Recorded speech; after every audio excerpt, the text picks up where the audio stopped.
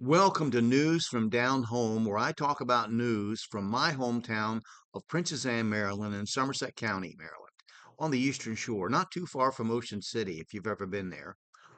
Now, my family moved there in 1903 from Western Pennsylvania, and I have deep roots there. I have a lot of family there, a lot of family buried there. But I left there at the age of 13 when my parents moved to New Jersey for my father's job. Now, I still regard it as my hometown, and I look at the history of it, and I'm interested in the history of it. I'm going to discuss with you some things from the Marylander and Herald, which was the paper of record in those days, and that ended in 1980s. So just so you know, this is like their Facebook and Instagram. This is the way they posted, although it wasn't several times a day, it was a couple of times a week. It's the way they posted information that they wanted other people to see in the community. So let's begin with some Somerset County happenings from the February 29th issue of the Marylander Herald, 1916. So one thing I want to note here is Mrs. Scotia Johnson has returned from a visit to friends at Winona. Mrs. Pearl Johnson of North Carolina was visiting friends near Princess Anne. Mrs. Maud Colbert and Irene Webster of Winona visited friends here last week. Mr. and Mrs. John T. Hopkins are visiting their sons, Messrs. Charles and Cleve Hopkins, in Baltimore.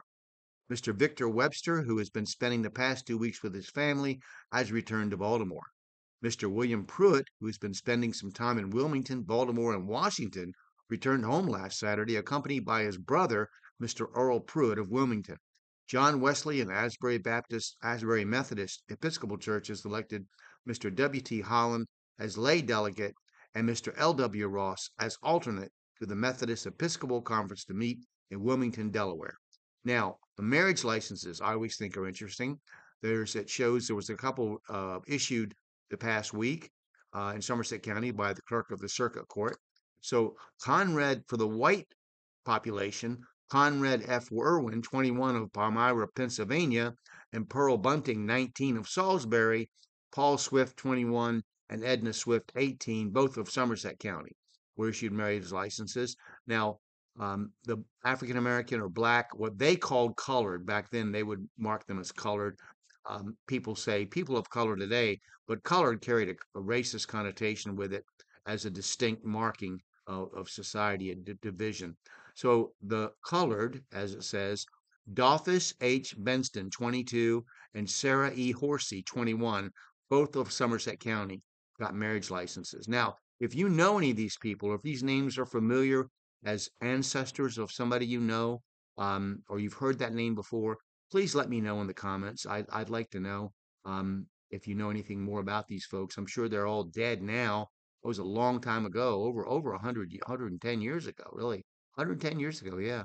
So, but their grandchildren, great grandchildren, you may know them. Now, let's talk about we've already gone beyond that walking tour of Princess Anne, that book I had on my Kindle, and I want to talk about another historic um, building in Somerset County now. So we're moving to Clyde Ford Road in Westover, Somerset County. Now I lived in the Westover area when I was a little kid, but there's a building there called the Salisbury Plantation.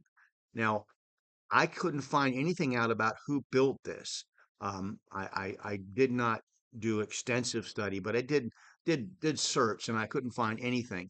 But it is noted on Maryland historical places that it is architecturally significant because it's a combination of an 18th century brick wing, that's 1700s, and a 19th century clapboard addition, and that's historically significant because it's association with the Handy family, who I've mentioned before, with houses in town, Princess Anne.